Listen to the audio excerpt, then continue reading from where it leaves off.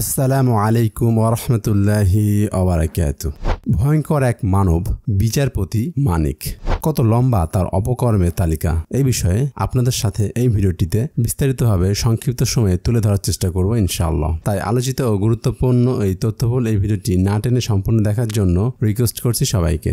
Appeal বিভাগের বিতর্কিত অবসরপ্রাপ্ত বিচারপতি AHM শামসুদ্দিন চৌধুরী মানিক দেশ ছেড়ে পালাতে গিয়ে সীমান্তে বিজিবির হাতে গ্রেফতার হন। সিলেটের আদালতে প্রবেশের সময় বিএনপির কয়েকজন নেতাকর্মী ও আইনজীবী শামসুদ্দিন চৌধুরী মানিককে বেধড়ক কিলঘুষি মারেন। অনেকে ডিম ছোড়ার পাশাপাশি জুতাও নিক্ষেপ করেন। কেউ কেউ শামসুদ্দিন চৌধুরীর নাম উল্লেখ করে কটূক্তিমূলক স্লোগানও দেন এবং লাঞ্ছিত করেন। তার অন্ডকোষ ফেটে গেছে, অপারেশন হয়েছে, বর্তমানে তিনি অনেকটা সুস্থ আছেন। বিচারপতি মানিক বেশ কিছু বিতর্কিত মামলা ও মিডিয়ায় নানা বিষয়ে মন্তব্য করে আলোচনায় আসেন। সবশেষ একটি টিভি চ্যানেলের টকশোতে নারী উপস্থাপিকার সঙ্গে বাজে আচরণ করেন তিনি। ওই অনুষ্ঠানে নারী উপস্থাপিকাকে রাজাকারের বাচ্চা বলে সম্বোধন করেন। আবার যারা মুক্তিযুদ্ধ কোটা বাতিল বা সংস্কার চায় সেসব শিক্ষার্থীদেরকেও রাজাকারের বাচ্চা বলে মন্তব্য করেন এই সাবেক বিচারপতি। পরে তিনি ওই নারী উপস্থাপিকার কাছে মাফ চেয়েছেন। বিচারপতি মানিক 2015 সালের সেপ্টেম্বরে তিনি অবসরে যান। এরপর বিভিন্ন অনুষ্ঠান ও টেলিভিশন টকশোতে কথা বলতেন। সম্প্রতি তার বিরুদ্ধে শিক্ষার্থীদের আন্দোলনে হত্যার ঘটনায় দেশের বিভিন্ন স্থানে কয়েকটি মামলা হয়। এরপর থেকে তিনি পলাতক ছিলেন। বিচারপতি মানিকের আসল নাম আবুল হোসেন মোহাম্মদ শামসুদ্দিন চৌধুরী। তিনি 1978 সালে হাইকোর্টের আইনজীবী হিসেবে তার কর্মজীবন শুরু করেন। 1996 সালে তিনি বাংলাদেশের ডেপুটি অ্যাটর্নি জেনারেল নিযুক্ত হন। 2001 সালের 3 জুলাই তৎকালীন আওয়ামী লীগ সরকার তাকে অতিরিক্ত বিচারক হিসেবে হাইকোর্ট বিভাগে নিয়োগ দেয়। একই বছর বিএনপির নেতৃত্বাধীন জোট সরকার ক্ষমতায় আসার পর সে নিয়োগ স্থায়ী করা হয়নি। 2009 সালে আওয়ামী লীগ ক্ষমতায় আসার পর শামসুদ্দিন চৌধুরী মানিক বিচারপতি হিসেবে তাকে নিয়োগ দেয়। বিচারপতি থাকা অবস্থায় শামসুদ্দিন মানিককে নিয়ে বিতর্ক শুরু হয়েছিল। যে রায়টি কেন্দ্র করে সমালোচনার কেন্দ্রে আসেন সেটি হচ্ছে কর্নেল তাহের হত্যা মামলার রায়। সে রায়ে বিচারপতি মানিক কর্নেল তাহেরের বিচারকে ঠান্ডা মাথার খুন হিসেবে বর্ণনা করেন। 2015 সালে আপিল বিভাগের বিচারপতি থাকা অবস্থায় শামসুদ্দিন চৌধুরী মানিক তৎকালীন প্রধান বিচারপতি সুরেন্দ্র কুমার সিনহার সঙ্গে প্রকাশ্যে দ্বন্দ্বে জড়িয়ে পড়েন। তৎকালীন প্রধান বিচারপতি SK সিনহা শামসুদ্দিন চৌধুরী মানিককে একটি বেঞ্চ থেকে সরিয়ে দিয়েছিলেন। এরপর তৎকালীন প্রধান বিচারপতি SK সিনহার অভিশংসন চেয়ে তিনি রাষ্ট্রপতির কাছে চিঠিও দিয়েছিলেন। অবসরে যাওয়ার কয়েকদিন আগে তিনি এই কাজ করেছিলেন। 2012 সালের শেষের দিকে বিমানের বিজনেস ক্লাসে সিট না পাওয়া নিয়ে বিচারপতি মানিক লম্বা কাণ্ড বাঁধিয়েছিলেন। সেই ঘটনার জেরে বিমান বাংলাদেশ এয়ারলাইন্সের ঊর্ধ্বতন কর্মকর্তাদের বিরুদ্ধে আদালত অবমাননার নোটিশ জারি করেছিলেন শামসুদ্দিন চৌধুরী মানিক।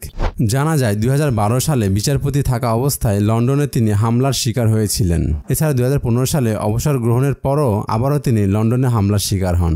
শামসুদ্দিন চৌধুরী মানিকের দ্বৈত নাগরিকত্ব রয়েছে। তিনি বাংলাদেশের পাশাপাশি ব্রিটেনেরও নাগরিক।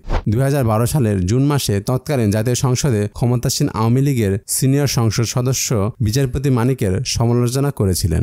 আদালতে বসে বিচারপতি মানিক তৎকালীন সংসদের স্পিকার আব্দুল হামিদের নজিরবিহীন সমালোচনা করেছিলেন। তিনি স্পিকারকে উদ্দেশ্য করে বলেছিলেন, স্পিকার সুপ্রিম কোর্ট ও সংবিধান সম্পর্কে তার অজ্ঞতা প্রকাশ করেছেন। স্পিকার তার সংসদীয় অধিকারের অপব্যবহার করেছেন। এরপর বিচারপতি মানিকের সমালোচনা ঝড় ওঠে সংসদে। শামসুদ্দিন চৌধুরী মানিককে অপসারণের লক্ষ্যে সুপ্রিম কোর্টের জুডিশিয়াল কাউন্সিল গঠন করার জন্য তারা প্রধান বিচারপতি এবং রাষ্ট্রপতিকে 3 দিনের সময়সীমা বেঁধে দিয়েছিলেন। শামসুদ্দিন চৌধুরী মানিককে স্যাডিস্ট হিসাবে আখ্যায়িত করেছিলেন তৎকালীন সংসদ সদস্য তোফায়েল আহমেদ। তোফায়েল আহমেদ বলেছিলেন, বিচারপতি মানিক মানুষকে অপমান করতে পছন্দ করেন। যারা স্যাডিস্ট তারা অন্যকে কষ্ট দিয়ে আনন্দ পায়। আমরা তাদের ঘৃণা করি। তৎকালীন সংসদ সদস্য সুরঞ্জিত সেন গুপ্ত সংসদে বলেছিলেন, শামসুদ্দিন চৌধুরী মানিক তার পদে থাকার যোগ্যতা হারিয়েছেন। তোফায়েল আহমেদ ও সুরঞ্জিত সেন গুপ্ত ছাড়াও শেখ ফজলুল করিম সেলিম ও রাশেদ খান মেনন শামসুদ্দিন চৌধুরী মানিকের সমালোচনা করেছিলেন। সংসদে এই সমালোচনার পরও শামসুদ্দিন চৌধুরী মানিকের কোনো সমস্যা হয়নি। সংসদের সমালোচনার 6 মাস পরেই তিনি আপিল বিভাগের বিচারপতি হিসেবে 2013 সালে পদোন্নতি পান। তার চেয়ে সিনিয়র 21 জন বিচারককে অতিক্রম করে এই পদোন্নতি পান তিনি। ওই সময় দৈনিক আমার দেশ পত্রিকার সম্পাদক মাহবুবুর রহমান বিচারপতি মানিকের অপসারণের দাবি জানান। মাহবুবুর রহমান বিচারপতি মানিকের বিরুদ্ধে বেশ কিছু অভিযোগ এনে সুপ্রিম জুডিশিয়াল কাউন্সিল গঠনের মাধ্যমে শাস্তি চেয়ে রাষ্ট্রপতির কাছে আবেদন করেছিলেন, কিন্তু রাষ্ট্রপতি কোনো ব্যবস্থা নেননি।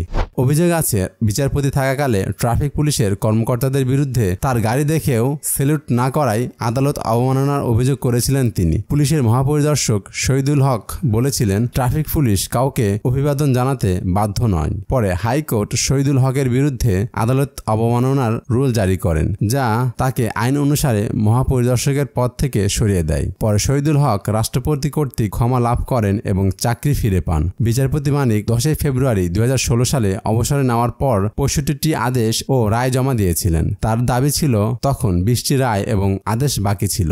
আপিল বিভাগের বিচারপতি ইমান আলীকে রায়গুলো পরীক্ষা করার আদেশ দেওয়া হয় এবং বিচারপতি আব্দুল ওহাবকে এগুলো পর্যালোচনা করার আদেশ দেওয়া হয়। সুপ্রিম কোর্টের নিয়মের বিরুদ্ধে গিয়ে 2015 সালের 1 অক্টোবর সুপ্রিম কোর্ট প্রাঙ্গণে একটি সংবাদ সম্মেলন করার জন্য বিচারপতি মানিক সমালোচনার সম্মুখীন হয়েছিলেন, যেখানে তিনি অবসর গ্রহণের পর তার কাছ থেকে পুরনো রায় গ্রহণ করার জন্য প্রধান বিচারপতিকে অনুরোধ করেছিলেন। প্রধান বিচারপতি তাকে সুপ্রিম কোর্টের রেজিস্ট্রার অফিসে সব রায় এবং নথি পাঠাতে ও সংবাদ সম্মেলন না করার নির্দেশ দেন। গণমাধ্যমে বিচারপতি সিনহা সমালোচনা করার ফলে 2017 সালের 16 মার্চ তার বিরুদ্ধে একটি মানহানির মামলা হয়েছিল। মামলাটি আদালত 2017 সালের 4 ডিসেম্বর তা খারিজ করেন। 2021 সালের অক্টোবরে ইভ্যালি পরিচালনার জন্য বিচারপতি মানিকের নেতৃত্বে একটি 4 সদস্যর কমিটি গঠন করা হয়, কিন্তু তার নেতৃত্বাধীন কমিটি কার্যকর সুপারিশ দিতে ব্যর্থ হয়। সবশেষ সরকারি বাড়ি ভাড়া পরিশোধ না করার অভিযোগে বিচারপতি মানিকের বিরুদ্ধে দুর্নীতির অনুসন্ধান করতে দুদকে নোটিশ দিয়েছেন সুপ্রিম কোর্টের এক আইনজীবী। একটি গণমাধ্যমের সংবাদকে উদ্ধৃত করে নোটিশে উল্লেখ করা হয়, অবসরে যাওয়ার পর 1 বছরের বেশি সময় রাজধানীর গুলশানে একটি সরকারি বাড়ি দখলে রেখেছিলেন অবসরপ্রাপ্ত বিচারপতি।